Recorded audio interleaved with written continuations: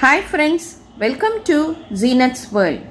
இன்னைக்கு நம்ம சேனல்ல நம்ம என்ன ரெசிபி பண்ண போறோம்னா ஹோட்டல் ஸ்டைல்ல உள்ள புடலங்காய் கூட்டு. இது எப்படி பண்றதுன்னு உங்களுக்கு ஈஸியா சொல்லி தரேன். இப்போ நான் ஒரு 2 புடலங்காய் எடுத்துர்க்கேன். இது ஒரு 280 கிராம் இருக்கும். இதை நல்லா கட் பண்ணிட்டு தோலை சீவிட்டு உள்ள விதையெல்லாம் எடுத்துட்டு அழகா சின்னதா கட் பண்ணி ரெடியா வச்சிருக்கேன் பாருங்க. இந்த சைஸ்ல கட் பண்ணிருங்க. ஒரு 50 கிராம் கடலை பருப்பை நான் ஒரு அரை மணி நேரம் முன்னாடியே ஊற வச்சுட்டேன். அப்போ தான் நம்ம குக்கரில் போட்டாலும் நல்லா வெந்துடும். இப்போ நான் இங்கே அடுப்பில் கடாயில் ஒரு 2 ஸ்பூன் ஆயில் ஊற்றிருக்கேன். ஆயில் நல்லா காஞ்ச உடனே ஒரு ஸ்பூன் கடுகு, ஒரு ஸ்பூன் உளுந்து போட்டுக்கலாம். ரெண்டும் நல்லா ஃப்ரை ஆகட்டும்.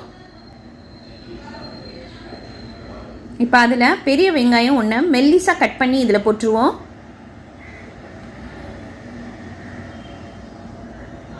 இப்போ அதை லேசாக வதக்கிக்கலாம்.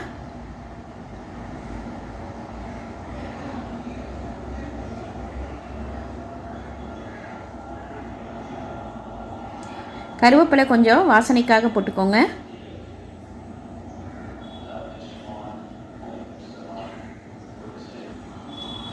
காஞ்ச மிளகா 2 கிள்ளி இதில் போட்டுடலாம்.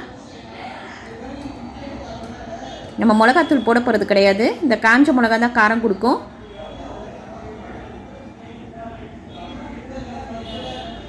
பெரிய தக்காளி ஒன்று சின்னதாக கட் பண்ணி இதில் போட்டுருவோம். இப்போ இது எல்லாத்தையும் ஒன்று சேர வதக்கிடலாம். நம்ம இந்த கூட்டை குக்கர்லேயே பண்ணிடலாம்.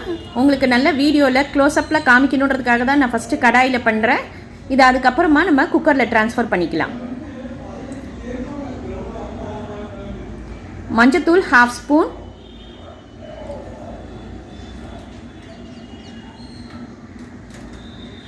சீரகத்தூள் 1 ஸ்பூன் போட்டுக்கோங்க. இந்த மசாலா மட்டும்தான் நம்ம போட போகிறோம்.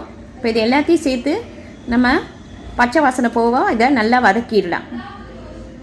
மசாலா வாசனையும் நல்லா போயிடும்.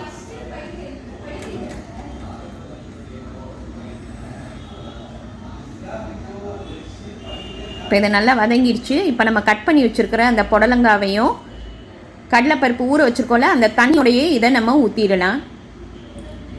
இப்போ இதை நல்லா கிளறி விட்டுட்டு நம்ம குக்கரில் ட்ரான்ஸ்ஃபர் பண்ணிடுவோம்.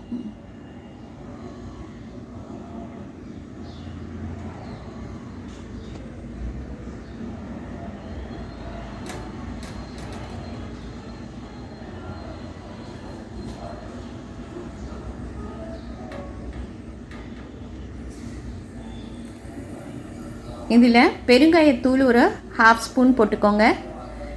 இப்போ இதை எல்லாத்தையும் சேர்த்து நம்ம குக்கரில் ஒரு 5-6 விசில் வைக்க போகிறோம்.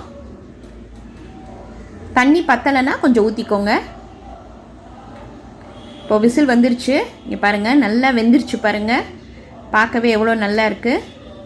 பருப்பும் நல்லா வெந்துருச்சு, புடலங்காவும் நல்லா வெந்துருச்சு பாருங்கள். இப்போ இதை நம்ம அப்படியே அந்த நம்ம யூஸ் பண்ண கடாயிலேயே போட்டுடலாம்.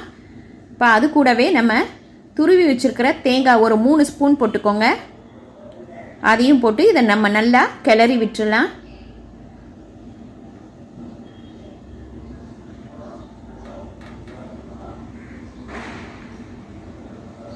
தேவையான அளவு உப்பு போட்டுக்கலாம். அவ்வளோதான், நம்மளோட புடலங்காய் கூட்டு ரெடி ஆயிடுச்சு பாருங்கள்.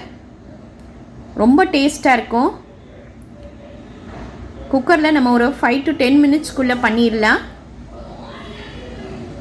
ரசம் சாதத்துக்கு, தயிர் சாதத்துக்குலாம் ரொம்ப சூப்பராக இருக்கும். பாருங்கள், ரெடி ஆயிடுச்சு நம்மளோட புடலங்காய் கூட்டு.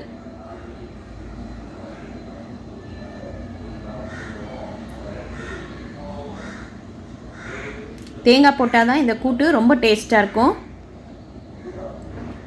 இது ரொம்ப ஈஸி. இன்றைக்கே இதை ட்ரை பண்ணி பாருங்கள். லைக் பண்ணுங்கள், ஷேர் பண்ணுங்கள், ப்ளீஸ் சப்ஸ்கிரைப் பண்ணுங்கள். உங்கள் கமெண்ட் எனக்கு அனுப்புங்க. தேங்க்யூ.